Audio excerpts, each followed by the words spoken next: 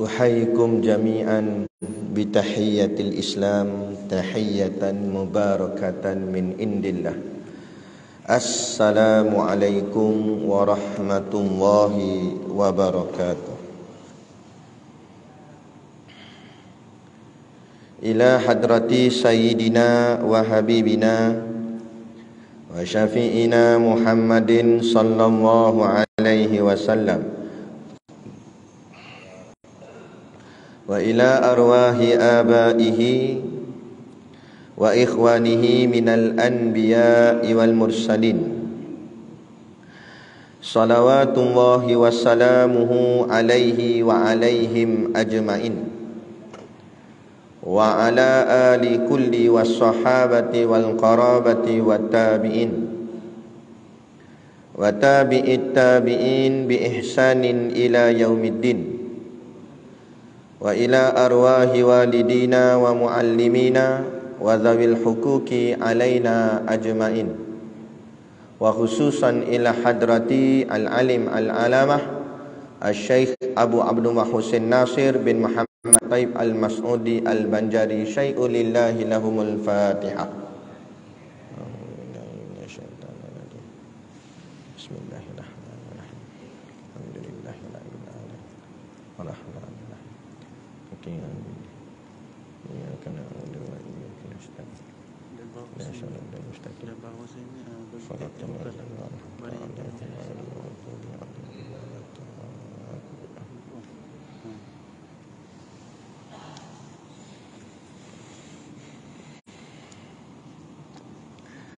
Bismillahirrahmanirrahim. Alhamdulillahirrahmanirrahim. Bismillahirrahmanirrahim. Alhamdulillahi rabbil alamin. Wassalatu wassalamu ala ashrafil anbiya'i wal mursalin Sayyidina Muhammad wa ala alihi wa sahbihi ajma'in. Subhanaka la ilma lana illa ma 'allamtana innaka antal alimul hakim. Rabbi shrah li sadri wa yassir li amri wahlul 'uqdatam min lisani yafqahu qawli. Wala haula wala quwwata illa billahil aliyyil azim. Amma ba'. Qala Allah subhanahu wa ta'ala fil Qur'anil Karim, a'udzu billahi minasy syaithanir rajim. Dzalikal kitabu la raiba fihi hudal lil muttaqin. Shadaqallahul azim, yang bermaksud dzalikal kitabu la raiba fihi, kitab Al-Quran ini tidak ada sebarang syak padanya tentang datangnya dari Allah dan tentang sempurnanya. Hudal lil muttaqin, ia pula menjadi petunjuk bagi orang-orang yang hendak bertakwa. Dalam satu hadis Nabi yang berbunyi, an Anasin anin Nabi sallallahu alaihi wasallam qala, la yu'minu ahadukum hatta yuhibba li akhihi ma yuhibbu li nafsihi, atau kama qala, rawahu Imamul Bukhari. Mafhum hadis. An Anasin, dari Anas, anin Nabi sallallahu alaihi wasallam qala, dari Nabi sallallahu alaihi wasallam beliau bersabda, la yu'minu ahadukum, tidaklah beriman seseorang dari kalian, hatta yuhibba li akhihi, sehingga dia mencintai untuk saudaranya, ma yuhibbu li nafsihi, sebagaimana dia mencintai untuk dirinya sendiri. Hadis riwayat Imam Al-Bukhari. Dan lagi berkata hukama, laisa kullu ma yalma'u zahaban, tidak setiap yang berkilap itu adalah emas. Pertama-tama sekali kita merafakkan setinggi-tinggi kesyukuran kehadiratillah subhanahu wa ta'ala, yang dengan limpah dan kurnianya diizin oleh Allah subhanahu wa ta'ala kepada kita pada malam ini untuk sama-sama kita menyambung kuliah pengajian kitab kita, iaitulah kitab Hidayatus Sibyan fi Ma'rifatil Islami wal Iman. Ya, moga-moga dengan pengajian ini akan menambahkan lagi keyakinan dan ketakwaan kita kepada Allah Subhanahu wa taala, maka dengan jalan iman dan takwa itulah kita dikira layak untuk ditempatkan Allah nanti di dalam syurganya nanti di hari akhirat kelak, insya-Allah. Amin ya rabbal alamin. Yang saya hormati pengerusi masjid dan seluruh saf kepimpinannya, para imam, para bilal, tuan-tuan siap yang tak dapat kita nak sebutkan namanya satu persatu, yang amat-amat disanjungi para asatizah, alim-alim ulama, tuan-tuan guru, ustaz ataupun ustazah yang hadir pada malam ini, mohonlah ditegur kepada hamba yang fakir dalam bidang ilmu ini sekiranya apa yang disampaikan dan dikongsikan ada salah dan silapnya. Yang kita kasihi ayah-ayah, ibu-ibu, pemuda-pemudi muslimin dan muslimat yang dirahmati Allah sekalian.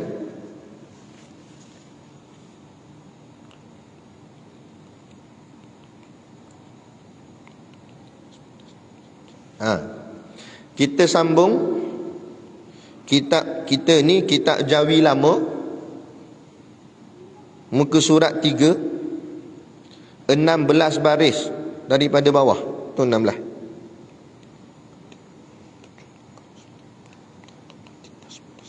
Betul.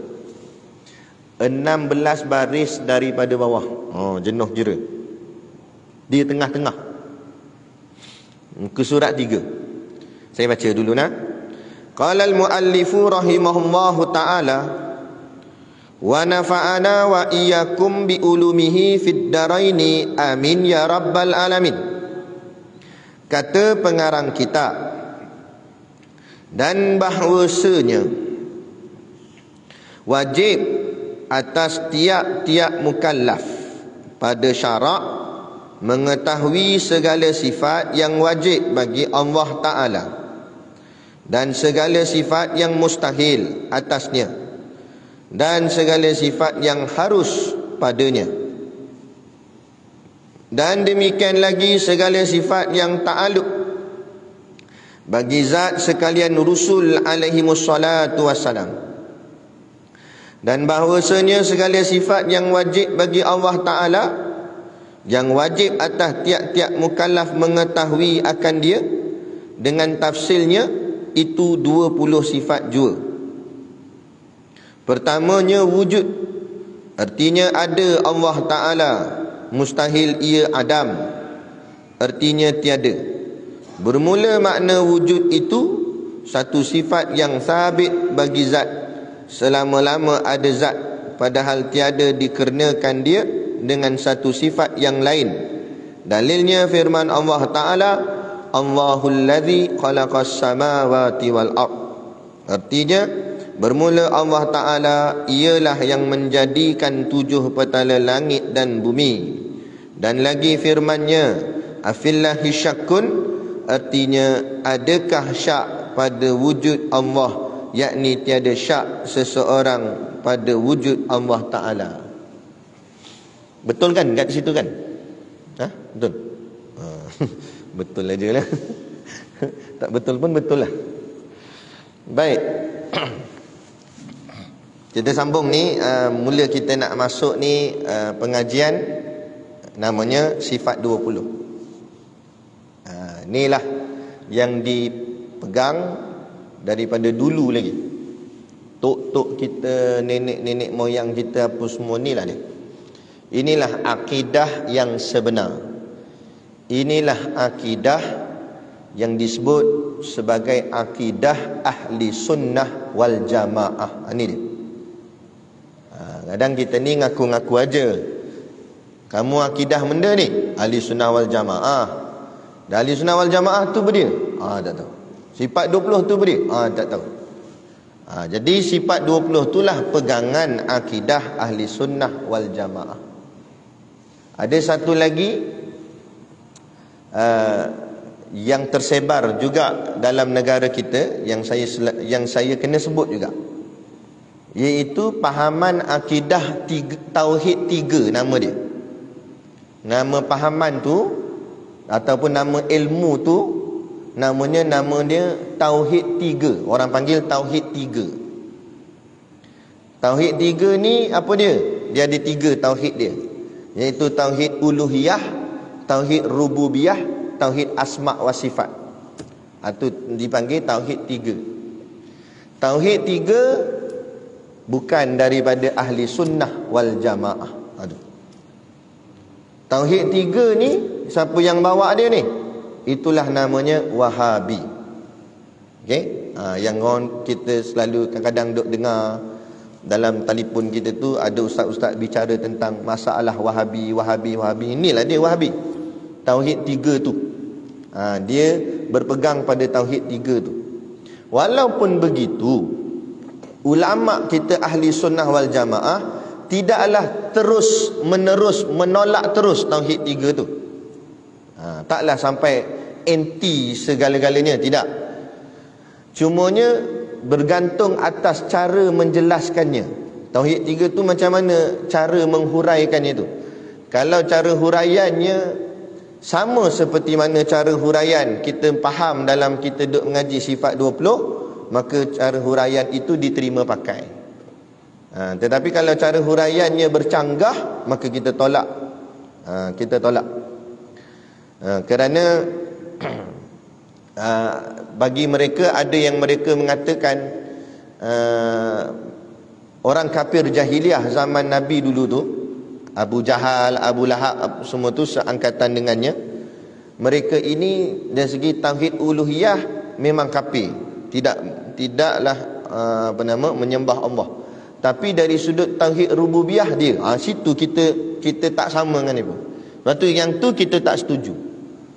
Kan? Sebab kita berpegang mereka Abu Jahal, Abu Lahab and the gang apa semua tu adalah kafir di sisi Allah.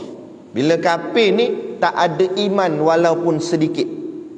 Kerana apa? Dalil kita berpegang kalau seseorang tu ada iman walaupun sebesar zarah, dia akan dapat masuk ke dalam syurga. Sedangkan Abu Jahal dan Abu Lahab sesekali takkan masuk ke dalam syurga Allah. Maka kita tak boleh kata dia ada iman sikit. Tu pahaman Wahabi dia pegang macam tu. Dia faham ada rububiyah di situ. Kita tak ada. Kita pegang betul-betul. Sebab itu jalan yang lebih selamat, jalan yang dibawa oleh ulama kita, iaitu namanya sifat 20 ni. Kalau bahasa Arab dipanggil isyruna sifah. 20 sifat. Jadi kita cuba lalu dia pelan-pelan lah, insya-Allah. Benda ni kadang-kadang kalau orang lama-lama, otai-otai lama lah, dia biasa dengar dah ilmu ni. Sebab ilmu ni bukan baru, lama dah. Kitab yang ada pada tuan-tuan tu 200 tahun dah kitab tu. Bukan baru cetak 2 tahun lepas, 200 tahun dah. Cuma ni dia cetak semula lah, baru tu nampak cantik. Kata takkan 200 tahun lawa macam ni Ustaz? Tak lah, ini cetakan baru. Tapi asal dia tu 200 tahun dah kitab ni.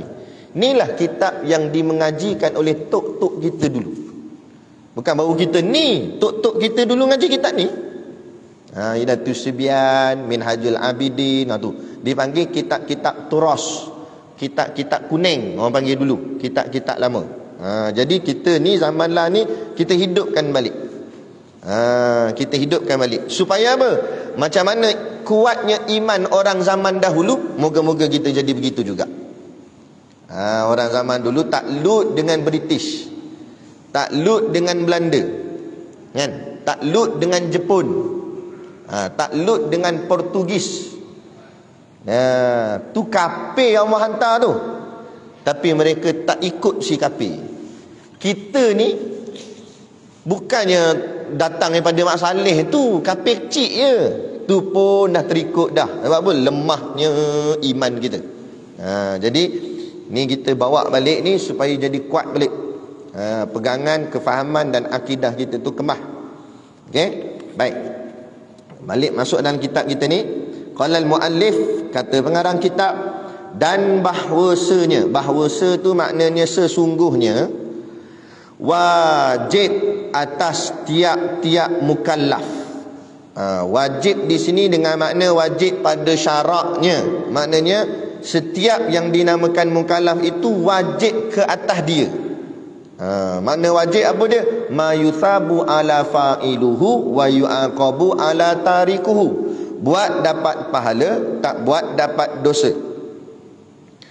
Tiap-tiap atas apa? Atas tiap-tiap mukallaf. Mukallaf ni asal perkataan kallafa. Kan? Kallaf. Kallaf artinya beban. Mukallaf yang dikenakan beban ke atas dia. Beban apa di sini? Dengan makna beban hukum. Hukum apa dia? Hukum taklifi yang ada 5 tu. Wajib, sunat, harus, makruh, haram. Jadi orang yang disebut sebagai mukallaf terbeban ataupun dia kena pikul. Maksud beban tu maknanya dia kena pikul, kena bertanggungjawab terhadap 5 hukum ni. Nak tak nak, suka tak suka, kalau Allah kata wajib, hukumnya wajib terbeban atas dia. Macam contoh semayang. Mu suka tak suka, mu rajin tak rajin, malah tak malah, bila Allah kata wajib semayang, wajib semayang. Tak ada alasan. Ya, malam-malam pun angkat agak takbir. Sebab apa? Sebab barang wajib. Begitu juga pula kalau hukumnya namanya sunat. Sunat ni maknanya buat dapat pahala, tak buat tak dapat apa-apa. Dikira-kirakan, makna kata ia adalah sebagai galakan. Allah suruh buat, tapi kalau mu tak buat juga, Allah tak sampai marah, tak sampai azab. Maksud macam tu. Tu makna barang sunat. Jadi buat dapat pahala. Harus pula Allah tak kisah pun. Mu buat pun tak apa, mu tak buat pun tak apa. Mu buat pun Allah tak marah, mu tak buat pun Allah tak marah juga. Itu harus. Kalau makruh pula, Allah tak suka mu buat. Tapi kalau mu buat juga, Allah tak hukumkan dengan dosa. Tapi kalau mu tinggal, boleh pahala. Itu makna makruh. Ada pun haram, kalau mu buat, Allah akan azab. Kalau mu tak buat, Allah bagi pahala. Itu makna haram pula. Jadi di sini dia kata apa? Sini dia kata wajib. Bila makna wajib apa maksud? Makna kata Allah suruh kita buat. Allah suruh buat apa? Tiap-tiap mukallaf pada syarak mengetahui segala sifat yang wajib bagi Allah Ta'ala dan segala sifat yang mustahil atasnya dan segala sifat yang harus padanya. Makna Allah wajibkan kita, Allah suruh kita kenal sifat-sifat dia. Sifat apa? Sifat yang wajib bagi Allah, sifat yang mustahil bagi Allah, dan sifat yang harus bagi Allah. Sebab tu Allah sebut dalam Quran, ada dalilnya, wa ma khalaqtul jinna wal insa illa liya'budun, kata Allah. Dan tidaklah aku jadikan jin dan manusia melainkan untuk mereka liya'budun, menyembah aku. Maka kata ulama, salah seorangnya Habib Ali Zainal Abidin, seperti mana yang disebutkan juga dalam kitab tafsir Ibnu Abbas, liya'budun itu artinya liya'rafu. Makna liya'budun tu, asal makna liya'budun tu menyembah Allah. Jadi ditakwilkan liya'budun itu dengan makna liya'rafu, artinya menyembah Allah itu mengenal Allah. Sebab baru sah kita menyembah ini bila kita mengenal dia. Gitu. Dan dalam kalam yang lain pula kata Imam Ghazali, la tasihhul ibadah illa ba'da ma'rifatil ma'bud. Tidak sah ibadat seseorang melainkan setelah dia kenal siapa yang dia sembah. Gitu. Makna kata kalau kita semayang aja, puasa aja, bayar zakat lah, apalah macam-macam lah buatnya, pergi haji, umrah, tapi tak kenal Allah Ta'ala, dah apa jadi dengan amalan itu? Dia dipanggil amalan yang haba'an mansura, jadi debu yang berterbangan. Sebab amalannya tak sampai, kan? Sebab dia tak mengenal, tak mengenal Tuhan.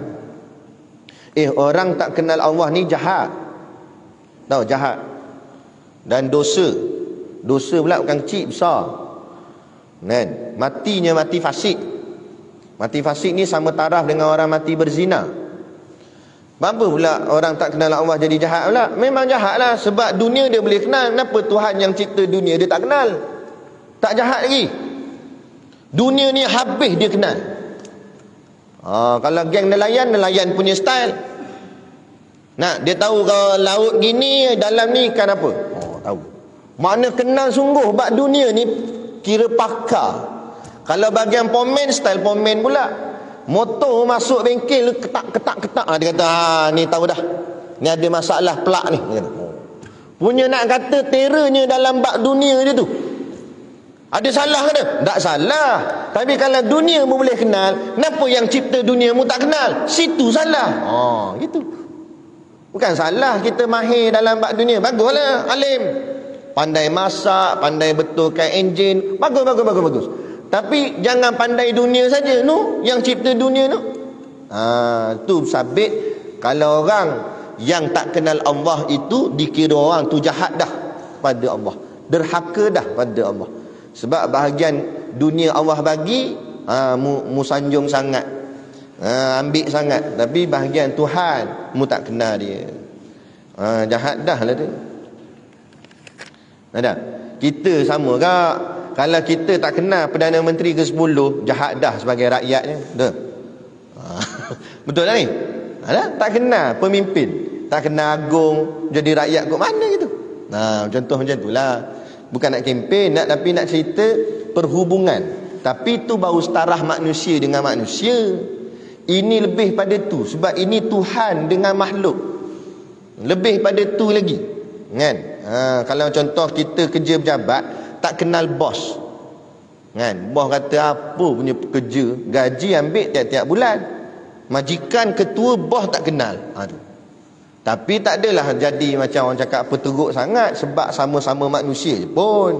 Bukan kisah menda sangat pun. Tapi ni Allah dengan kita, Tuhan dengan makhluk. Mu tak kenal Tuhan teruk. Jahat sangat dah tu. Baik orang yang buat maksiat tapi dia kenal Allah. Bukan kita kata perbuatan maksiat dia tu baik. Perbuatan maksiat dia tetap dosa dan tetap salah dan tetap jahat. Tapi kurang-kurang dalam hati dia kenal Tuhan. Sebab apa? Sebab bila dia kenal Tuhan, dia tahu nak jalan pulangnya ke mana. Barulah timbul dalam hati ada rasa nak taubat kepada Allah. Sebab dia kenal Allah yang Maha Pemurah lagi Maha Penyayang. Dia kenal Allah yang Maha Pengampun lagi Maha Penyayang. Sebab dia kenal. Tapi kalau orang tak kenal Tuhan, nak balik ke Tuhan macam mana? Tuhan pun dia tak kenal. Ada? Contoh ibarat contoh. Ada orang dia tak pakai tudung, contoh, tak pakai tudung. Tetapi dia kenal juga Tuhan, cuma diri dia tu dia salahkan diri dia. Aku ni masih lagi tak ikut perintah Allah. Duk tak nak tutup aurat situlah. Dia salahkan diri dia. Ada satu orang lagi bertudung. Kan? Tapi dia tak kenal Tuhan. Walaupun dia bertudung tapi tak kenal Tuhan, akhirnya tudung tu menjadi fashion semata-mata, atau jadi trend terkini sahaja, tapi dia tak faham. Kat situ kita maksudkan beza dia tu. Bukan kita kata yang tak bertudung ni lagi baik. Tidak. Salah juga dia tak bertudung. Tapi hati dia tu kurang-kurang dia ada kenal Tuhan. Lepas tu kenal Tuhan ni lah paling mustahak. Paling mustahak. Baik. Kat mana kita ni? Tiap-tiap mukallaf pada syarak mengetahui segala sifat yang wajib bagi Allah Ta'ala. Dia kena tahu sifat yang wajib bagi Allah. Apa maksud sifat yang wajib bagi Allah? Artinya sifat yang mesti ada pada Allah. Itu maksud sifat yang wajib bagi Allah Ta'ala. Wajib bagi tu maksudnya mesti ada pada Allah Ta'ala. Kalau tak ada, tu bukan Allah tu. Macam tu. Maknanya sifat yang mesti ada pada Allah. Kalau sifat tu tak ada, itu bukan Allah. Barulah orang tu dikira dia kenal Allah. Sebab nanti di akhir zaman, kita ni akhir zaman dah. Tapi nanti di hujung-hujung tu, kan, Dajjal akan dilepaskan. Dan waktu tu Dajjal akan mengaku Tuhan. Dia ngaku dia tu Allah. Macam mana kita nak tahu tu Allah ke Dajjal? Ni dengan belajar sifat-sifat Allah baru tahu, ni bukan. Sebab tak ada sifat Tuhan pada dia. Ni bukan Tuhan. Ini Dajjal. Baru kenal. Kalau tak kenal, habis terikut. Ada. Habislah terikut. Gitu. Dan lagi, segala sifat yang mustahil. Segala sifat yang mustahil atasnya. Mustahil maksud apa? Sifat yang mesti tak ada pada Allah. Kalau ada, itu bukan Allah tu. Sebab sifat ni tak ada pada Allah. Tu panggil sifat mustahil. Contoh nanti kita akan belajar setiap satu tu. Contoh, Allah itu dikatakan bersifat buta. Contoh, buta tu mustahil. Takkan Tuhan buta, mustahil. Tak boleh terima. Gitu. Dan yang terakhir kata dia, dan segala sifat yang harus padanya. Harus di sini makna kata boleh menerima salah satu daripada dua. Makna kata jadi A pun boleh, jadi B pun boleh. Itu harus bagi Allah. Contohnya sifat harus bagi Allah ni mengadakan mungkin, yang ni mencipta makhluk.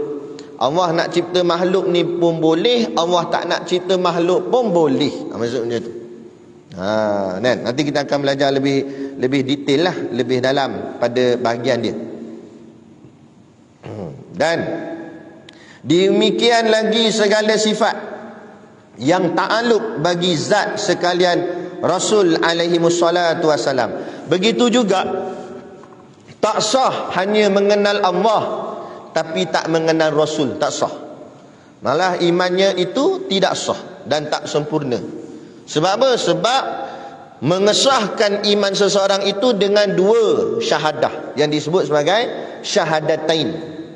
Tadi kalau dia hanya sebut satu syahadah je, tak beriman lagi. Contoh ada apek mana tahu, datang-datang dia nak masuk Islam, kita pun ngajar dia asyhadu alla ilaha illallah. Dia pelak-pelak lagi sebab dia baru lagi. Asyhadu alla ilaha illallah, dia kata contoh. Lepas tu ni ikut pula, nanti esok dia kata. Dia pun balik tidur. Orang tak beriman lagi. Sebab apa? Sebab syahadah kedua tak sebut lagi. Dengan hanya sebut satu syahadah saja, walaupun dia kata aku memang bertuhan ni, aku ni bertuhankan Allah. Betul dah. Dan Rasulullah Nabi Muhammad, aku tak percaya. Tak percaya kafir. Walaupun dia kata sungguh-sungguh aku bertuhankan kepada Allah. Lagi dia memang bertuhan pada Allah tu betul dah, tapi Rasulullah mungkin mengaku juga. Tak ngaku Rasulullah, tak sah iman. Itu yang berlaku kepada Abu Jahal, Abu Lahab, seperti mana Allah sebut di dalam Al-Quran, wala in sa'altahum man khalaqas samawati wal ard la yaquluna Allah. Makna ayat tu, wala in sa'altahum, dan kalau kamu tanya pada mereka. Mereka di sini merujuk kepada kafir Quraisy. Masuk kafir Quraisy ini Abu Jahal and the gang lah. Dan kalau kamu tanya pada Abu Jahal dengan konco-konco dia, man khalaqas samawati wal ard, siapa yang cipta langit, siapa yang cipta bumi, la yaquluna Allah, sudah tentu. Kalau kita mengaji ilmu alat di pondok, di situ ada dua kali taukid, lam taukid, nun taukid. Maknanya sungguh-sungguh, la yaquluna Allah, sungguh-sungguh mereka akan jawab Allah lah yang cipta langit dan bumi. Abu Jahal jawab gitu. Quran kata. Tapi beriman ke dia? Tak beriman. Sebab apa? Sebab Nabi Muhammad dia tolak. Gitu maksud. Dia faham? Sebab tu akhir zaman hari ini akan muncul golongan macam ni balik. Golongan apa? Yang disebut oleh baginda Nabi SAW, golongan anti hadis. Mereka ni Quran pegang, tapi hadis mereka tolak. Mereka ni kafir di sisi Allah. Walaupun Quran, katalah contoh, Quran bukan main hafal sangat dalam kepala, 6,236 ayat semua dalam kepala, tapi hadis semua dia tolak. Dia kata hadis semua tak betul, Quran aja betul. Kafir. Masih lagi tak sah iman. Sebab yang dikatakan iman itu mesti pegang, yakin beriman pada Allah dan beriman pada Rasulullah, pegang Al-Quran dan pegang sunnah baginda Nabi, iaitu hadis baginda Nabi SAW. Taraktu fikum amraini, kata Nabi, aku tinggalkan kepada kamu dua perkara. Lan tadillu, kamu takkan sesat. Sampai bila-bila kamu takkan sesat. Ma tamasaktum bihima, selagi mana kamu berpegang kepada keduanya. Apa dia? Al-Quran was sunnah. Yakni Al-Quran dan sunnahku. Sunnah di sini kata ulama artinya hadis Nabi. Sebab tu menjadi dasar dan pegangan akidah ahli sunnah wal jamaah. Kita berpegang kepada Quran, hadis, ijma', qiyas. Ini paling dia punya asas dia. Kalau ikutkan pecahan dia banyak lagi, tapi paling asas 4 ni pegangan kita. Jangan lepas daripada pegangan ini. Jangan lepas daripada Quran dan hadis. Jangan Quran saja, hadis tak mau. Ada pun kalau orang tu dia baca Quran je, hadis dia tak baca. Baca cerita lain. Ini cerita percaya. Tak baca tu cerita lain. Ini percaya. Tak baca tak apa. Kan? Tapi tak percaya tak boleh tu. Macam ada satu orang dulu di Malaysia ni lah, mati dah dia pun, tapi sebagai teladan pada kita lah. Saya tak sebut nama dia. Nah, dia ni masa hidup dia tak percaya tentang soalan azab kubur. Dia tak percaya. Dia kata mana ada ni soalan kubur, soalan kubur ni tak ada. Dia kata. Atau orang tanya dia, mana mu tahu tak ada? Dia kata sebab dia baca Quran tak ada tulis pun. Betul dah. Quran tak tulis cerita tentang soalan kubur. Sebab cerita tentang soalan kubur ni ada dalam hadis. Ini yang dipanggil golongan anti hadis ni. Dia tengok Quran tak kata, dia terus tak pegang. Sedangkan hadis ada kata. Ada. Jadi dia pun mati dah. Rasanya dia percaya dah lah. Sebab dia masuk dah dalam tu. Kan? Mesti kena tanya. Baru dia nak percaya. Baru nak percaya lambat dah. Masuk dah kan? Gitu. Tu hati-hati lah tuan-tuan. Zaman kita ni zaman fitnah. Zaman ajaran sesat dah mula banyak. Sampaikan ajaran sesat tu tak nampak sesat sangat. Tak nampak sesat sangat. Contoh apa dia ajaran sesat? Islam liberal, Islam sekular. Sebab dia pakai nama Islam juga. Jabatan agama tak boleh tangkap dia. Dia ngaku dia Islam, tapi fikiran dia fikiran moden. Laki perempuan boleh bersalaman. Kau mana? Kau mana? Ada. Siapa ajar mu boleh salam? Ada. Kan aurat situ. Dia kata boleh, tak apa. Ni apa, nak jaga hati lah, apalah, moden lah, apalah. Ini Islam liberal. Atas alasan pemimpin lah apa. Rasulullah pemimpin. Rasulullah bapa segala pemimpin, pemimpin segala pemimpin. Macam tu. Rasulullah tak sentuh tangan perempuan. Kok mana kita macam lebih pada Rasulullah pula? Ada. Ini pahaman Islam yang konon-kononnya moden lah kata dia.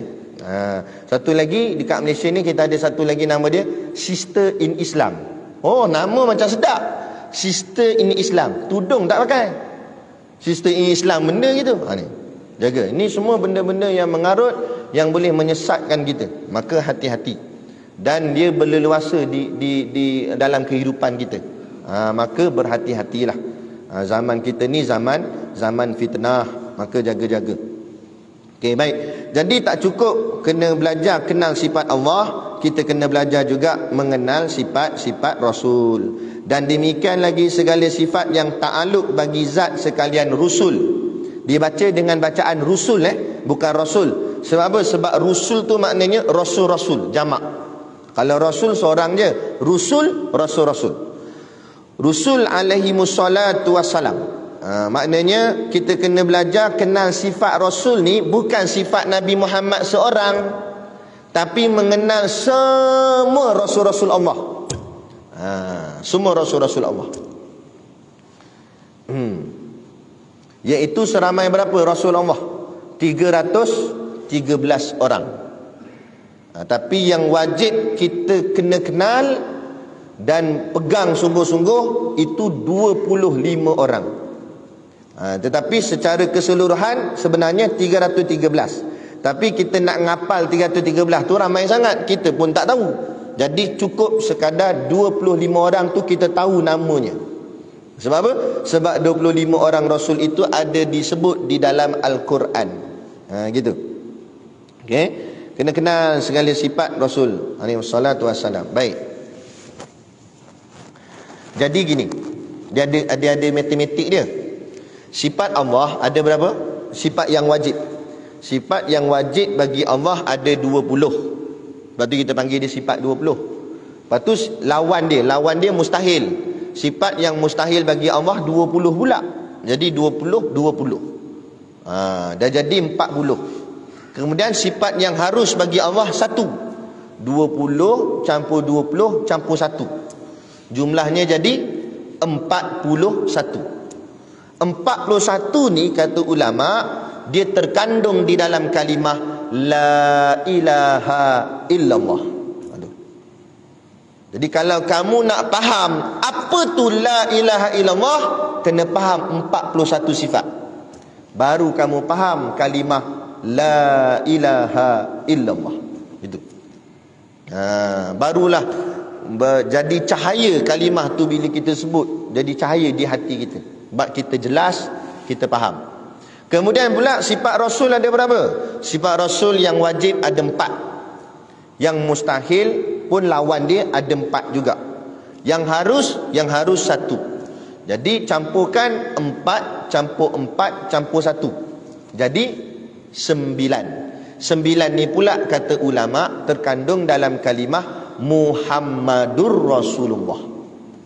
Tuh, Muhammadur Rasulullah. Kemudian ambil nombor tadi Allah tadi, la ilaha illallah tu berapa tadi? 41. Campurkan dengan Muhammadur Rasulullah berapa? 9. 41 campur 9 jadi berapa matematik? Tak ingat dah. 41 campur 9 50. Tu dipanggil khamsin akidah.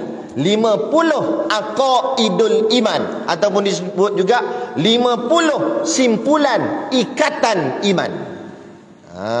Jadi sebenarnya 50. Maka 50 itulah terkandung secara lengkapnya di dalam kalimah la ilaha illallah Muhammadur Rasulullah. Baru jelas, baru mantap iman dia. Kan? 50 aqaidul iman, 50 simpulan iman. Simpulan ni ikatan lah. Macam kita ikat tali kasut apa semua tu kan, ikat tali tu. Jadi kata ulama, disebutkan setiap sifat tu seperti ikatan. Bayangkan kalau iman itu diikat dengan 50 ikatan, agak-agak boleh lagi tak dia nak terlerai? Dari segi hakikat memang mungkin boleh terlerai, tapi dari segi ghalibnya, kebiasaannya kalau dah sampai 50 kali ikat, payahlah nak terlerai. Lembu tu kita tambak kat pokok, kita ikat 50 tali, 50 ikatan, ikat 50 kali ikat. Agak-agak mudah ke lembu tu nak terlepas? Jadi payahlah nak terlepas tu. Mungkin boleh terlepas, tapi payah sebab ikatannya banyak sangat. Macam tu juga iman. Orang yang ada 50 simpulan iman, memanglah boleh juga jadi kafir kalau Allah kehendak. Tetapi 50 ikatan iman tu insya-Allah dia jadi kekuatan pada iman kita. Payah nak terlerai iman tu, payah nak tersesat. Sebab tu saya cakap, bila tok-tok kita dulu mengaji kitab macam ni, belajar sifat 20, 4 kali penjajah datang dalam negara kita selama hampir 400 tahun lebih, dekat 500 tahun. Orang Melayu Islam tak keluar daripada Islam, tak jadi Kristian. Sebab apa? 50 ikatan iman. Hari ni penjajah balik dah, balik negara dia dah. Sudah ada Melayu yang namanya murtad. Ada. Orang Melayu hentam agama sendiri, hentam Islam, hentam ulama'nya sendiri. Saya tak tahulah kalau tuan-tuan perasan tak perasan. Saya tengok macam tak ada, tak tahulah.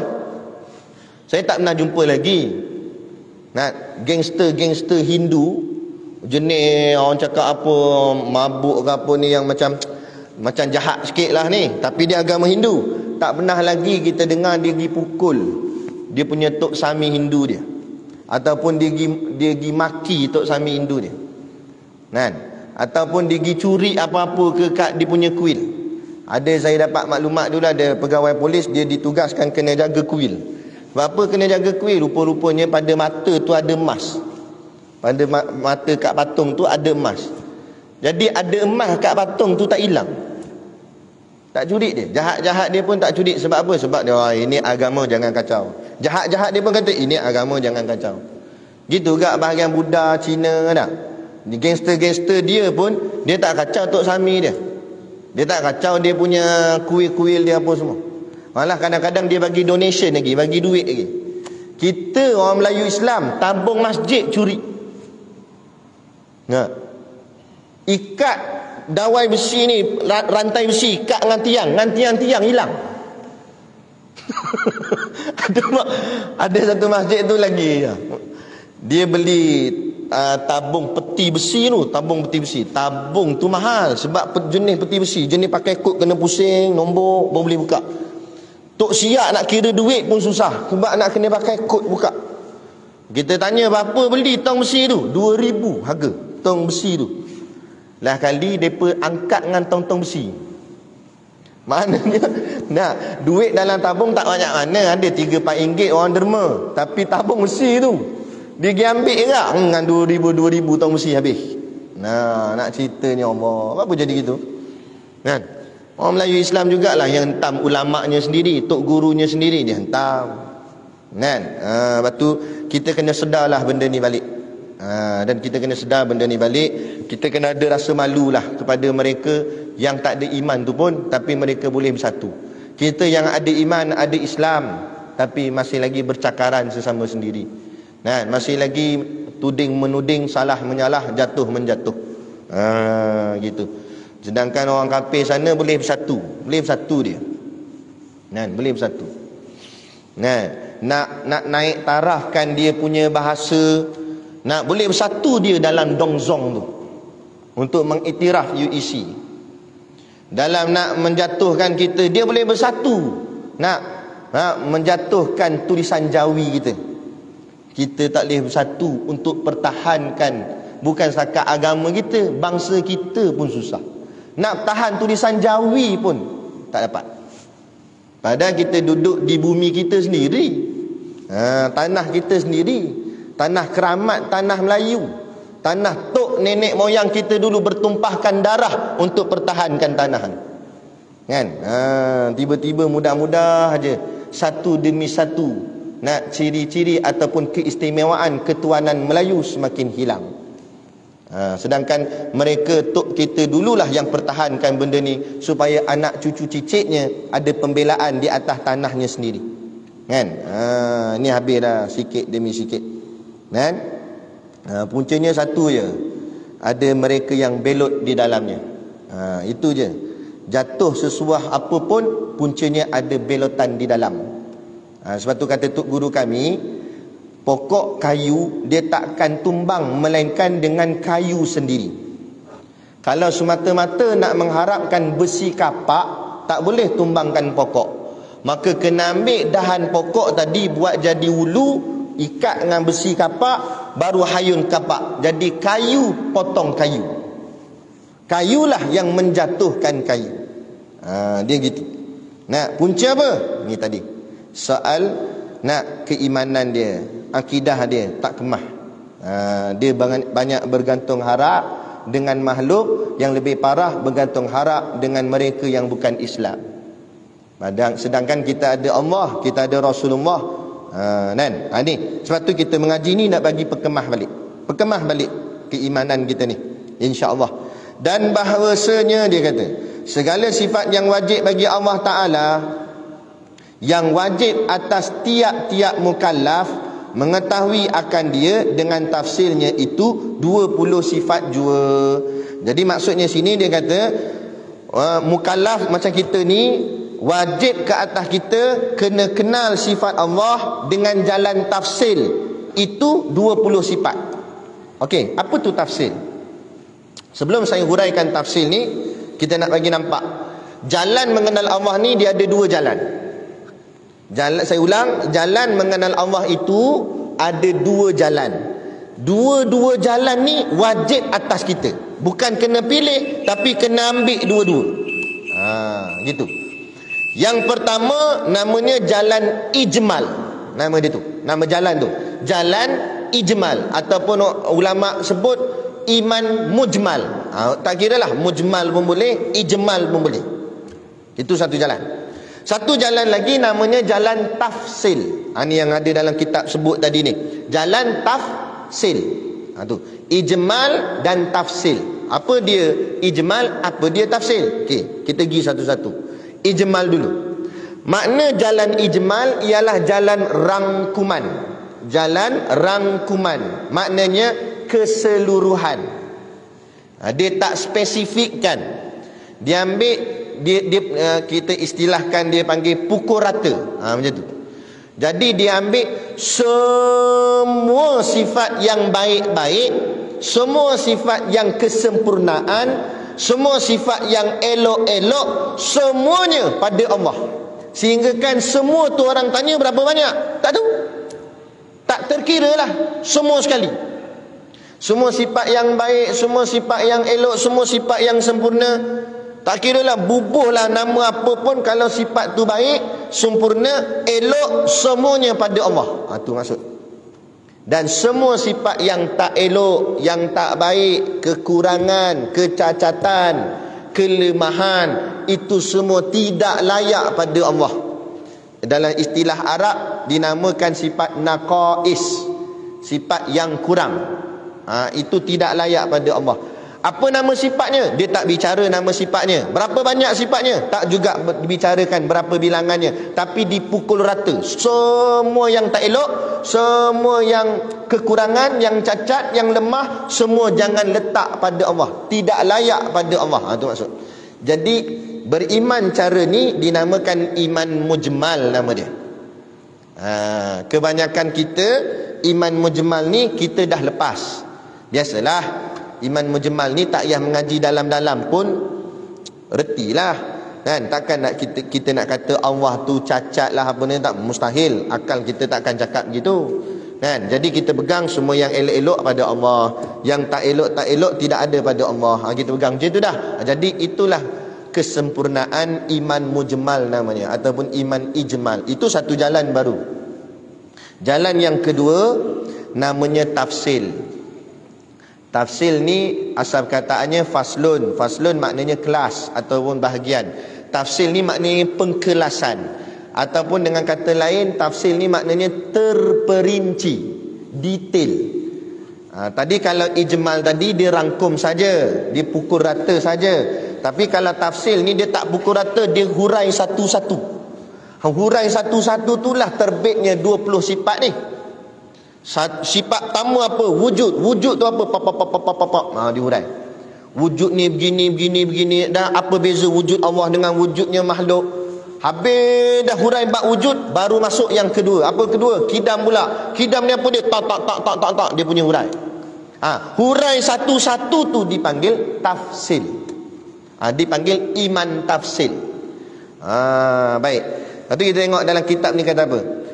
Apa ulama kata tentang iman tafsil ni, ataupun beriman dengan cara tafsil ni? Maka dia kata sini, dan bahawasanya segala sifat yang wajib bagi Allah Ta'ala, yang wajib, nampak tu? Yang wajib atas tiap-tiap mukallaf mengetahui akan dia dengan tafsilnya. Maksudnya setiap daripada kita wajib mengenal sifat-sifat Allah secara jalan tafsil, secara terperinci. Tak memadai hanya ijmal semata-mata. Maksud macam tu. Okey, kita dah beriman cara ijmal tadi, okey dah. Tapi tak boleh itu saja. Kena masuk pula jalan yang kedua, iaitu jalan tafsil. Kena hurai pula satu-satu. Baru imannya sempurna. Saya pergi ziarah Baba Matmawi nama dia. Tua dah, tapi masih lagi cergas mengajar, ilmunya tinggi, seorang yang sangat alim. Baba Matmawi ni kalau kita pergi kat Patani tu, dia baba segala baba. Baba ni panggilan sana. Maksud baba tu tok guru lah. Kalau tempat kita orang panggil tok guru. Tok guru dengan ustaz, tinggi tok guru lagi. Ustaz ni baru anak-anak murid je, tapi tok guru atas lagi. Itu panggil tok guru. Asal perkataan dia tuan guru, disingkatkan jadi tok guru. Tapi kalau di belah Patani dia panggil Baba. Ada Baba Ismail, Baba Ali, macam. Jadi ada seorang baba ni namanya Baba Matmawi. Dia ni sangat alim sehingga kan kalau dia buat mengajar kuliah kelas, yang hadir semua baba-baba belaka. Dia mengajar tu bukan mengajar orang awam dah, tapi tok-tok guru pergi mengaji dengan dia.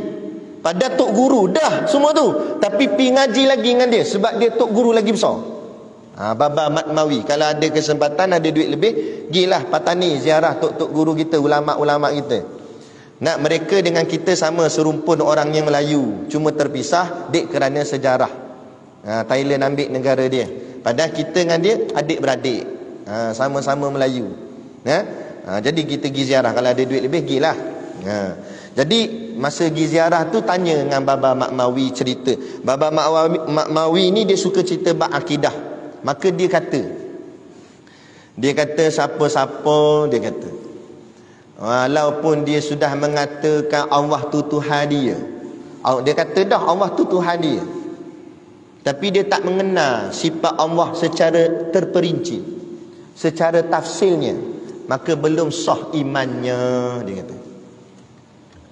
Siapa-siapa dia dia kata Allah tu Tuhan aku, betul dah, tapi dia tak kenal sifat Allah secara tafsil, secara terperinci, secara satu-satu, maka kata baba imannya tu belum sempurna.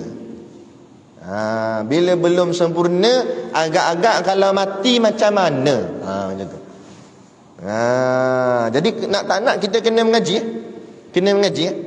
Tu ada gak yang tanya, Ustaz, kalau tengah-tengah mengaji ni tak dan habis lah, Ustaz baca pun lambatnya baca, dia kata. Berapa kali kuliah ni tak habis-habis lagi kitab ni. Banyak lagi muka surat ni, dia kata. Ada kalau dia tengah-tengah mengaji tu mati macam mana? Kalau mengaji dah, tengah-tengah kita mengaji tu mati, insya-Allah Allah maafkan kita. Sebab apa? Sebab Allah tak pandang kita ni alim tak alim, bukan yang itu. Allah tak tanya kamu khatam tak khatam kitab, bukannya itu. Tapi Allah tanya mu cari tak cari, macam tu. Mu pi ngaji ke tak pi ngaji, itu je. Jadi tugas kita bukan alim, tugas kita bukan khatam. Alim ke khatam itu hak Allah. Kan, sekalipun kalau kita khatam kitab, kalau Allah tak bagi alim, tak alim juga. Nak bagi boleh faham tak faham, itu hak Allah. Tugas kita, tugas kena cari ilmu, cari tok guru, cari tempat orang buat pengajian, kita pergi belajar. Macam kita belajar Quran lah. Tugas kita pergi cari guru untuk belajar Quran supaya kita boleh baca Quran dengan betul. Bukan duduk saja kat rumah, batu bila tahu orang nak ngajar Quran lah, kita kena keluar pergi carinya. Gitu. Timba pergi cari, periginya, bukan perigi mencari timbanya. Gitu. Jadi kita kena pergi belajar untuk mengenal akan sifat Tuhan kita. Baik. Jadi dia kata dengan tafsilnya, ni makna dengan terperincinya itu berapa banyak? 20 sifat jua. Jua di sini bahasa lama. Kalau bahasa moden, jua tu dengan makna sahaja. Bahasa kita sekarang ni lah. Ini bahasa orang dulu-dulu. Jadi dia kata kita kena beriman dengan sifat-sifat Allah secara terperinci itu sebanyak 20 sifat sahaja. Maksud macam tu. Bukan banyak sangat sampai 200 sifat. 20 je, takkan tak boleh. Lepas tu saya cakap kita buat andaian macam ni lah. Dia ni malas sangat, balok liat, orang kata. Balok liat, penyegan, semua ada buh kat dia. Malasnya dia, tapi ada kat dia pergi ngaji. Dia ngaji setahun sekali. Orang ngaji koman-koman pun sebulan sekali. Namalah sebulan sekali tu kuliah bulanan. Kan? Macam Ustaz Amir kita buat poster tu tulis kuliah bulanan, maknanya sebulan sekali. Dia dak kuliah tahunan. Setahun sekali je. Ngaji dia setahun sekali je. Nak nampak muka dia kat masjid, kat tempat pengajian sekali je dalam setahun. Bila pula nak tengok lagi? Tahun depan. Katalah contoh macam tu. Walaupun malah-malah dia macam tu, sekali setahun je mengaji. Kalaulah dia nak mengaji sifat 20, berapa tahun dia akan habis? Cuba jawab. Kalau sekali mengaji dia ngaji satu sifat, sekali mengaji satu sifat, berapa tahun dia akan habis mengaji ilmu akidah, mengaji sifat 20 ni? Paling kuat berapa tahun? 20 tahun. Sebab satu tahun satu sifat dia mengaji. Kan? 20 tahun. 20 tahun kan lama. Nah, kita hidup dah berapa puluh tahun? Ada di antara kita dah sampai 50 tahun, 60 tahun, 70 tahun, 80 tahun. Takkan satu sifat Allah pun tak tahu lagi. Gitu.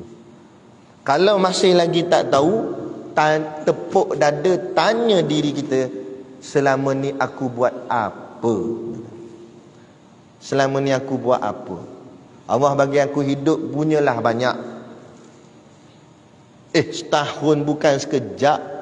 365 hari dalam setahun.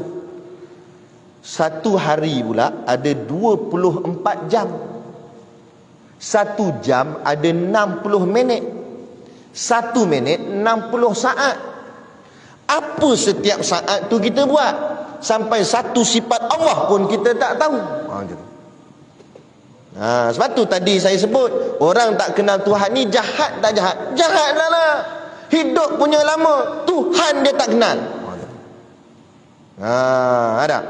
Saya cakap ni bukan saya nak kenakan tuan-tuan ke apa, tapi itulah yang saya kena dulu. Saya pun lara agak dulu. Duk sibuk dengan dunia, pergi balik kerja. Sibuklah kalut. Dah kali tersedar hati ni, Allah buka kot. Allah bukakan pintu hidayah. Kalau Allah tak buka, tak selamat jugalah saya pun. Nah, lepas tu terdetiklah hati nak pergi pondok. Pergi pondok, Tok Guru cakap macam ni. Tok Guru cakap macam saya cakap ni. Cakap tu Allah macam kena penampar hebat. Padahal tangan Tok Guru tak lekat pun kat muka kita. Tapi kita dengar tu Allah. Betul lah aku buat apa selama ni. Nah, ngaji sains tu Allah habis kimia erti. Carbon dioxide lah, apalah, ferrous, apa. Bukan main ngapal lagi. Tapi sifat Tuhan tak tahu. Allah.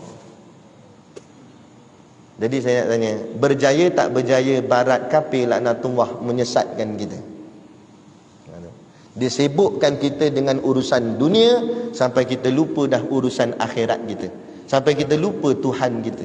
Sibuk kita mengkaji makhluk dunia ini sampai kita lupa siapa yang mencipta dunia ini. Sampai ke tahapnya tu. Kalau orang kafir duk sibuk kalut kan dengan dunia ni, tak usah pelik nama pun kafir. Kita ni kan kita orang beriman. Kita yakin pada Allah. Kan? Kenapa kita pun ikut cara mereka? Janganlah ikut cara mereka. Kita ada cara kita sendiri. Allah dah utuskan Nabi kita Nabi Muhammad sebagai uswatun hasanah. Tiap-tiap kali sambut maulud mesti ustaz-ustaz baca ayat ni. Uswatun hasanah, uswatun hasanah. Benda duk ulang-ulang tu. Contoh ikutan terbaik. Ikutlah cara hidup baginda Nabi SAW. Nabi, adakah Nabi tinggalkan dunia? Nabi tak tinggal dunia. Nabi pun niaga sampai ke bumi Syam. Nabi niaga. Maknanya Nabi pun ada berurusan dengan urusan dunia. Tapi adakah Nabi tinggalkan Tuhan? Adakah Nabi tinggalkan agama, tinggalkan akhirat? Kita hari ini terlampau sibuk dengan urusan dunia sampai meninggalkan urusan akhirat. Jadi siapa yang jadi uswatun hasanah kita tu? Kita ikut siapa sebenarnya? Ikut Nabi ke ikut siapa? Tu yang keluar pula hadis Nabi kata, man tashabbaha biqaumin fahuwa minhum. Siapa yang menyerupai satu kaum, dia datang daripada kaum tu. Dalam erti kata lain, kata ulama, makna hadis ni, siapa yang menyerupai Yahudi, jadi Yahudi dia. Siapa menyerupai Nasrani, Kristian, jadi Kristian dia. Siapa menyerupai Hindu, Hindu dia. Yang menyerupai Buddha, Buddha dia. Tapi siapa yang menyerupai Islam, menyerupai baginda Nabi, para sahabat Nabi, ulama-ulama, Islamlah dia. Jadi tergantung siapa yang kita ikut. Gitu. Jadi itu pentinglah. Jadi 20 sifat. Pertamanya kita masuk sekejap. Kalau dia tak masuk-masuk dari hari tu kita tak masuk-masuk. Pertamanya wujud. Okey, gini. Untuk belajar sifat Allah kena ada 5 perkara. Kalau nak belajar secara tafsir, Tok Guru kami bagi kaedah mudah, kena ada 5 perkara. 5 perkara ni kita kena ingat sampai bila-bila. Yang pertama, nama sifat. Yang kedua, erti sifat. Yang ketiga, makna sifat. Yang keempat, lawan sifat. Yang kelima, dalil sifat. Dalil sifat kita nak mengaji itulah. Okey, sifat yang pertama ni apa dia? Pertama kita pergi yang poin pertama dulu. Poin pertama apa? Nama sifat. Nama dia apa? Tengok dalam kitab. Kitab kata nama apa? Dia kata pertamanya wujud. Okey, namanya wujud. Ingat wujud tu dalam kepala kita. Namanya wujud yang pertama. Yang kedua, erti sifat. Erti ni maksud apa? Terjemah bahasa. Sebab asal bahasanya Arab. Kita bukan orang Arab, kita ajam. Orang yang bukan Arab dipanggil ajam. Jadi kita kalau baca Arab, mana kita nak faham? Jadi kita kena translate, terjemahkan ke dalam bahasa ibunda kita, ke dalam bahasa Melayu. Maka sebab tu ada datang perkataan erti. Jadi wujud tu bahasa Arab. Walaupun wujud tu memang bahasa Melayu juga. Asalnya bahasa Arab, Melayu tiru, ambil. Jadi wujud tu sebenarnya bahasa Arab. Diertikan dalam bahasa Melayu, wujud itu artinya ada. Okey, bila sebut Allah itu wujud, artinya Allah itu ada. Okey, itu baru poin yang kedua, erti. Kita pergi pula poin yang ketiga. Poin yang ketiga apa dia? Maknanya. Apa beza erti dengan makna? Kalau erti terjemah aja. Tapi kalau makna dia hurai. Okey, tadi kita faham dah Allah itu wujud, artinya Allah itu ada. Tapi kita faham tak makna ada tu apa dia? Ada yang macam mana? Kalau cakap ada, kita pun ada. Kita ni kan ada ni. Wujud. Semua ni ada, masjid ni ada, kayu ni ada, mozaik ni ada, kapet ni ada. Semua ni kata ada, semua ni wujud. Habis itu, adakah sama adanya kita dengan adanya Allah? Adakah sama wujudnya kita dengan wujudnya Allah? Begitu. Jadi untuk faham ni kena pergi kepada maknanya. Kita tengok dalam kitab dia kata apa. Pertamanya wujud artinya ada Allah Ta'ala. Mustahil ia Adam. Okey, mustahil ia Adam tu tinggalkan sekejap. Artinya tiada. Tinggalkan yang tu dulu. Kita pergi kat kurungan bawah tu. Dia kata bermula makna wujud. Nampak? Baru dia nak hurai tu makna wujud apa? Bermula makna wujud itu satu sifat yang sabit bagi zat. Okey, makna wujud itu satu sifat yang sabit bagi zat. Sabit maksud apa? Sabit ni maknanya tetap. Zat tu apa dia? Zat tu makna diri. Zat Allah artinya diri Allah. Allah tu ada dirinya. Allah tu ada zatnya. Jadi sifat wujud ni sabit bagi zat Allah. Sifat wujud ni tetap ada pada diri Allah. Maksudnya macam tu. Tetap ada pada diri Allah. Selama-lama ada zat. Selagi mana zat tu ada, selagi mana zat Allah ada, selagi itulah sifat wujud Allah tu pun ada. Takdir ni maknanya bukan benda berlaku, tapi untuk mudah kita faham. Tadi kita kata selagi mana zat Allah itu ada, selagi itulah sifat wujud Allah itu pun ada. Takdir kata ni untuk belajar saja. Kalaulah zat Allah itu tak ada, maka sifat wujud ini pun tak ada. Maksudnya macam tu. Sebab sifat wujud ni tergantung atas zat Allah. Lagi mana zat Allah ada, maka adalah sifat wujud. Macam tu. Maksud dia macam tu. Okey?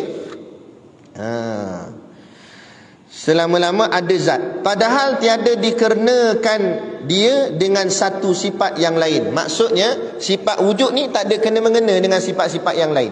Dia semata-mata sabit dia dengan zat Allah. Ada zat Allah, adalah sifat wujud. Dia tak ada kait dengan sifat-sifat yang lain. Dia tak ada kait. Habis. Jadi gitu. Itulah makna, habis dah ni, dengan satu sifat yang lain. Okey, itulah makna sifat wujud.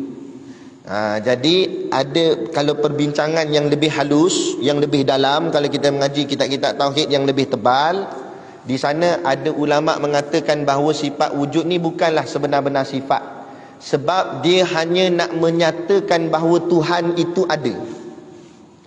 Jadi sekadar nak memaklumkan ataupun nak mengatakan bahawa Allah tu ada. Sebab kalau kita tak letakkan wujud ni sebagai satu sifat, takut-takut orang akan mengatakan Tuhan ni tak ada. Bukan takut-takut benda berlaku dah zaman kita.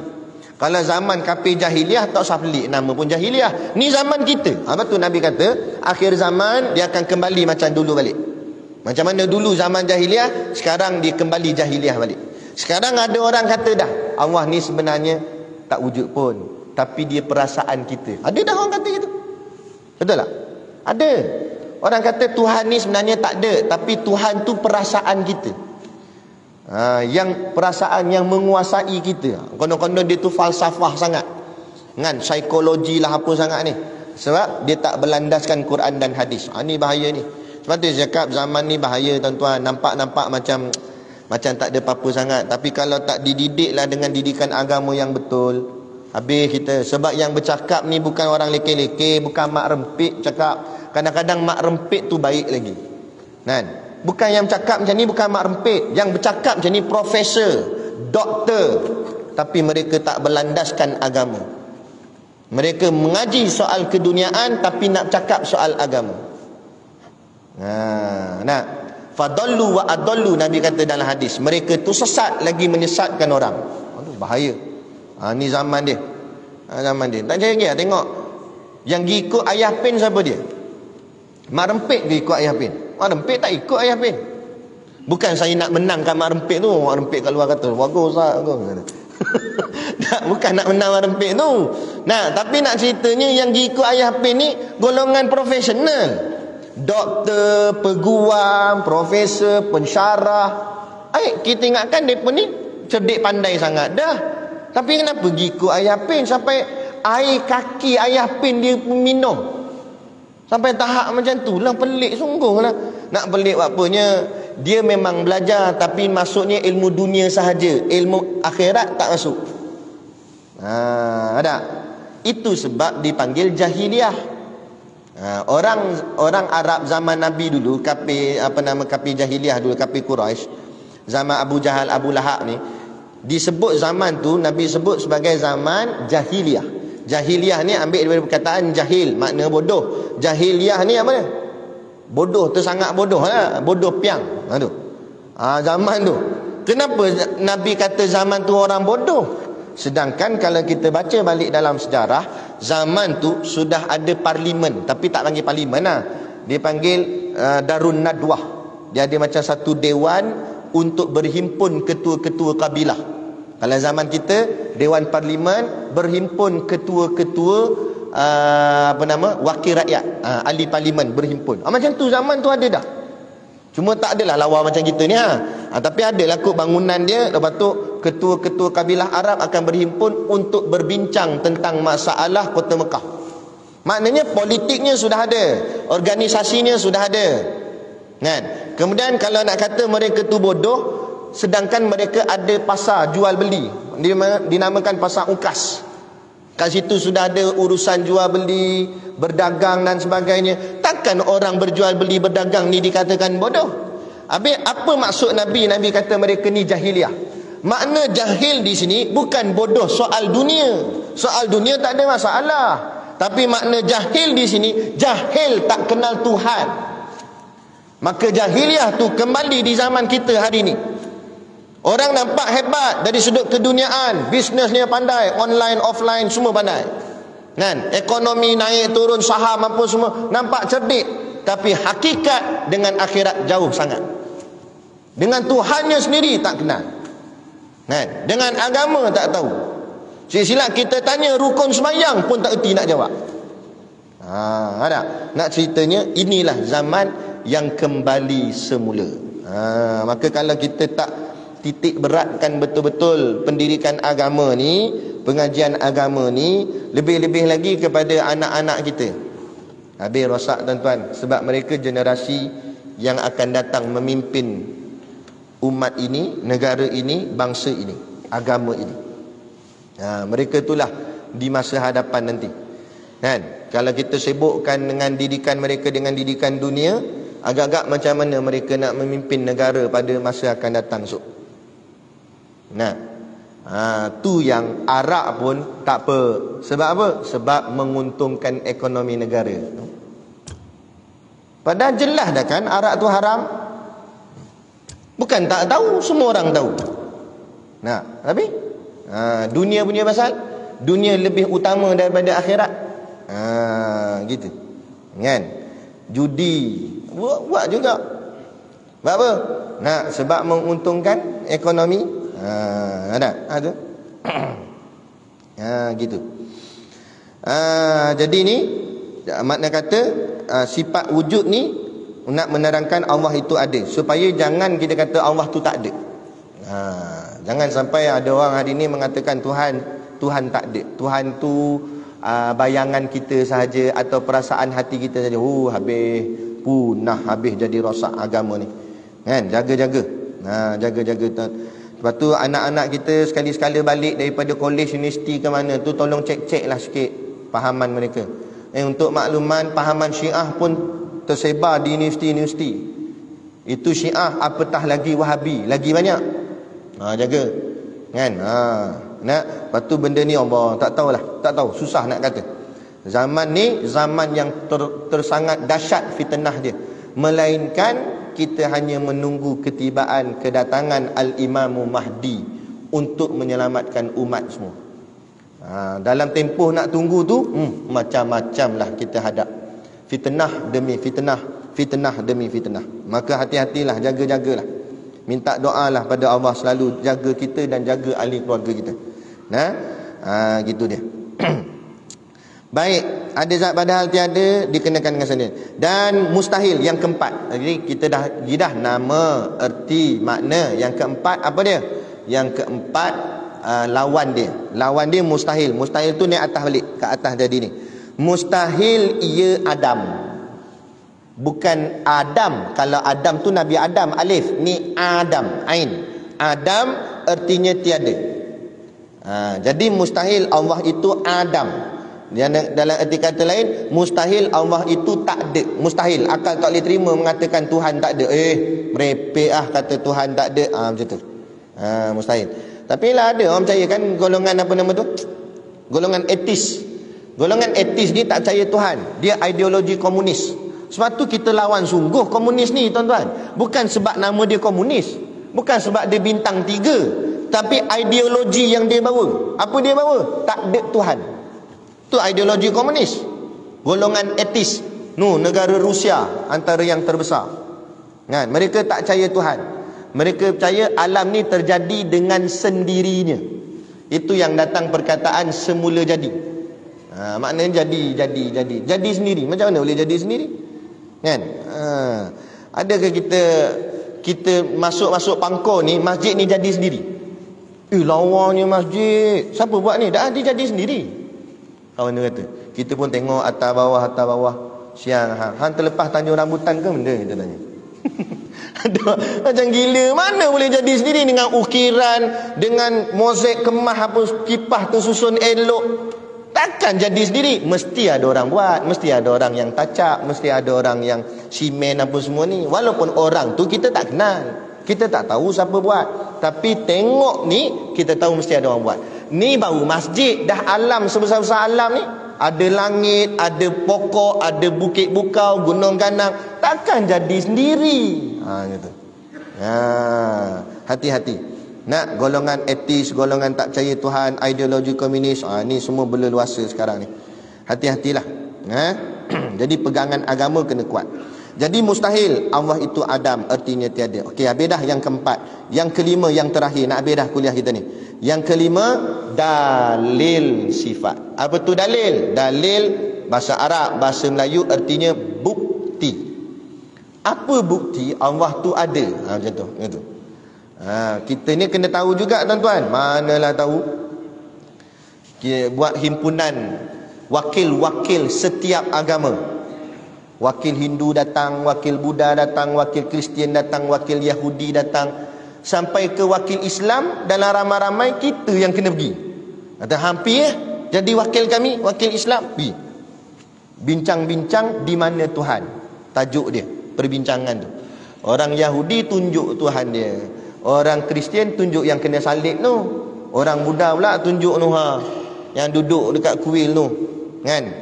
Yang Hindu pula tunjuk tu yang apa, bentuk gajah tangan banyak. Kata ni semua Tuhan. Sampai kat kita orang Islam, you orang Islam, mana Tuhan? Macam mana? Macam mana kita nak jawab kalau kita tak kenal Tuhan kita?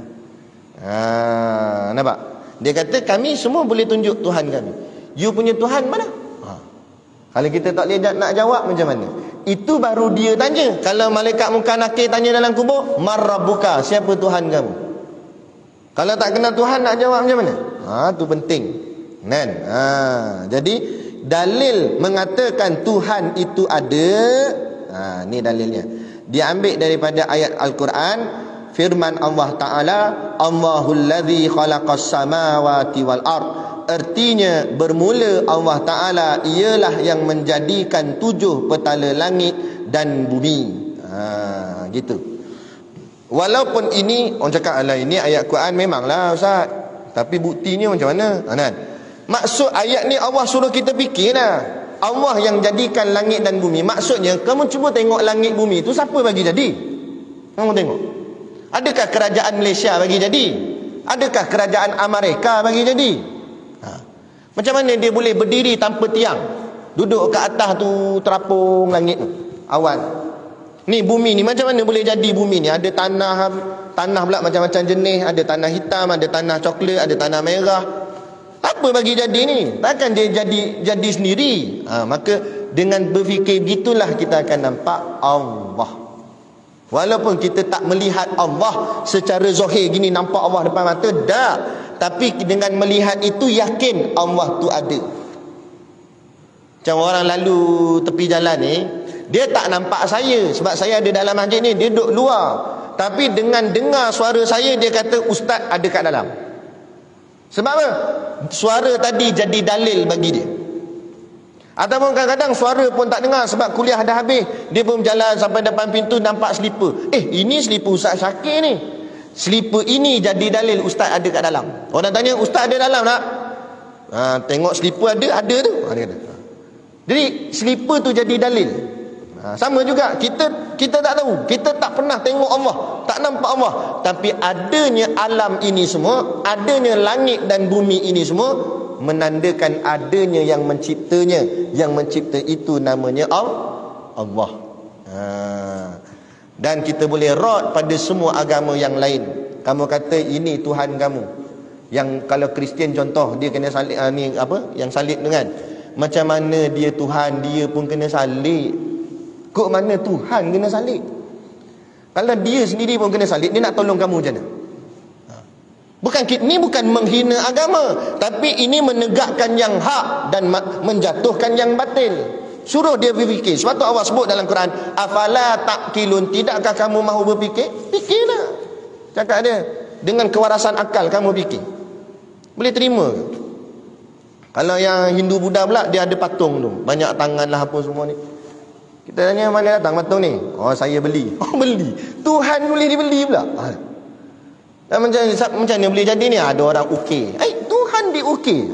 Boleh terima ngakal ke? Bukan kita ngejek dia, bukan kita hina dia, tapi fikir. Dengan sebab fikir, insya-Allah mereka akan dapat hidayah. Betul lah.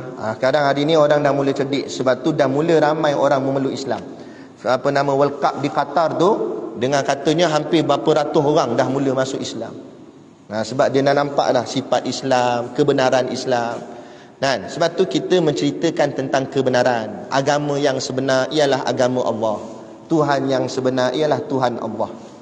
Dan Acong ke Mutusami ke, tak kisahlah nama dia siapa pun, Ling Kit Siang ke Lim Buat Eng ke, siapa pun nama dia, Tuhan dia Allah. Tugas kita nak kenalkan pada dia, Tuhan kamu itu Allah sebenarnya. Mana tahu dia terbuka pintu hidayah, dia pun masuk kepada Islam. Jadilah seperti macam Dr. Ridwanti, kan? Lagi apa? Ustaz Shah Shanmugam. Itu semua berasal daripada agama asal mereka, Hindu ataupun Buddha. Tapi nampak kebenaran Islam, mereka boleh menerima Islam. Jadi tak pelik Cina masuk Islam, tak pelik India masuk Islam, tak pelik. Yang pelik kalau Melayu keluar Islam, tu pelik. Ada. Okey. Jadi itu dia. Dan lagi kata Allah lagi yang terakhir, dan lagi firman-Nya, afillahi syakkun, kata Allah. Artinya, adakah syak pada wujud Allah, yakni tiada syak seseorang pada wujud Allah Ta'ala. Allah sebut dalam Quran, afillahi syakkun, seolah-olah maksud ayatnya, adakah kamu ragu-ragu dengan Allah? Kamu ragu-ragu ke dengan Allah? Kamu ragu-ragu dengan Tuhan? Sedangkan rezeki kamu tu Allah yang bagi, tiba-tiba kamu ragu-ragu dengan dia, kamu tak yakin. Dan erti kata lain, ragu dengan Allah, ragu dengan apa yang dibawa oleh Allah, apa yang disuruh oleh Allah, kita ragu. Allah suruh jalankan hudud, kita ragu-ragu dengan hudud. Boleh ke hudud ni selesaikan jenayah? Kamu ragu-ragu dengan hukum Allah, bererti ragu-ragu dengan Allah. Sebab tu Allah kata, afillahi syakkun, kamu ragu-ragu dengan aku. Sedangkan rezeki aku kamu ambil tak ragu-ragu pun. Sampai yang aku kata haram pun ambil juga. Yang tu tak ada pula ragu. Tapi bila perintah aku, kamu ragu. Allah kata, dermalah. Wa mimma razaqnahum yunfikun. Belanjakanlah sebahagian rezeki daripada apa yang aku beri kepada kamu. Kedekut pahit, tak nak dia. Lalu tabung buat-buat tidur. Tak nak bagi, derma sebagainya. Dia ingat dia jadi kaya tu, siapa bagi dia kaya? Dia ingat dia sendiri boleh jadi kaya. Tapi kalau orang yang kenal Allah, dia tahu. Barulah hidupnya penuh dengan ketenangan. Barulah hidupnya tidak sampai tahap mencintai dunia, tapi yang dia cintai adalah Tuhannya yang menciptakan dunia untuknya. Gitu. Jadi cukup sekadar tu dulu pada malam ni yang dapat kita kongsi dan sampaikan. Moga-moga memberi manfaat kepada kita bersama. Kalau tak banyak pun, sikit pun jadilah, insya-Allah. Dan kuliah yang akan datang, tolong tandakan dah, takut ulang benda sama je bila kita nak habis ni. Ni dah tahun 2022, nak masuk 2023 kan? Tak habis lagi. Masuk seterusnya apa namanya, kidam. Sifat yang kedua, iaitu sifat seterusnya, iaitu sifat kidam. 2022 pula. Sampai tahun lupa dah. Kita 2023 nak masuk 2024. Baik. Jadi kita sambung pula bila ni? Tahun depan. Dengar tahun depan macam lama, pada bulan depan lah. Saudara, kuliah seterusnya kita, jika diizinkan Allah, kalau tak ada apa-apa masalah, kita akan sambung kat sifat yang kedua, iaitu namanya kidam. Sifat Allah. Nanti kita dengar pula huraian kidam tu apa dia, macam mana yang dikatakan kidam tu, insya-Allah. Jadi cukup sekadar tu pada malam ni. Dan kemudian kalau ada siapa yang berkesempatan, esok kita bertemu di kuliah subuh di surau Kampung Teluk Kecil. Sebelah kita ni saja. Atas air juga sama. Jadi kalau ada berkesempatan, kita dengar kuliah subuh situ pula. Situ kita baca kitab 40 hadis peristiwa akhir zaman. Cerita tentang apa-apa yang berlaku di akhir zaman ni. Sebab apa kitab ni perlu dibacakan? Sebab kita sudah sampai di zamannya tu, supaya kita bolehlah buat sedikit persediaan. Moga-moga kita selamat daripada fitnah-fitnah yang boleh mendatangkan mudarat pada kita ni. Moga-moga Allah selamatkan kita semua, insya-Allah. Jadi cukup sekadar tu pada malam ni yang dapat saya kongsi dan sampaikan. Moga-moga memberi manfaat. Dan saya mengambil peluang ini juga untuk mau cakap permohonan maaf sekiranya terkasar bahasa atau mengguris hati mana-mana pihak. Apapun yang kita sampai dan kongsikan, tak lain tak bukan nak menuding kepada mana-mana individu, tetapi untuk sama-sama kita buat perubahan yang terbaik untuk diri kita dan keluarga kita dan juga bangsa kita dan masyarakat kita, seluruh umat Islam kita ini, insya-Allah. Jadi moga-mogalah Allah lindungi kita, jaga kita, tempat kita, kawasan kita, kampung kita, masyarakat kita, keluarga kita semua, insya-Allah. Jadi cukup sekadar tu. Wabillahi taufiq wal hidayah. Wassalamualaikum warahmatullahi wabarakatuh. A'udzu billahi minasyaitonir rajim. Bismillahirrahmanirrahim. Alhamdulillahi rabbil alamin. Wassalatu wassalamu ala asyrafil anbiya'i wal mursalin sayyidina Muhammad wa ala alihi wa sahbihi ajmain. Allahumma taqabbal minna salatana wa du'aana innaka antas samiul alim wa tub alaina innaka antat tawwabur rahim. Allahumma ja'al dinana dinan nabiy Muhammadin sallallahu alaihi wasallam wa islamana islamal muslimin wa imanana imanal mu'minin wa salatana salatal khashiyin wa a'malana a'mal salihin wa niyyatana niyyatal mukhlisin wa dhunubana ya Allah dhunubal mustaghfirin wa hayatana hayatal ulama wa mautana bimautis syuhada wa adkhilnal jannata ma'al anbiya'i alaihimus salatu wassalam. Rabbana atina fid dunya hasanah wa fil akhirati hasanah wa qina adzabannar wa qina adzabannar wa qina adzabannar. Wa sallallahu ala khairi khalqihi sayyidina Muhammad wa ala alihi wa sahbihi wa sallam. Subhana rabbika rabbil izzati amma yasifun wa salamun alal mursalin walhamdulillahi rabbil alamin. Amin ya rabbal alamin. Taqabbalallahu minna wa minkum. Takbir. Bismillahirrahmanirrahim.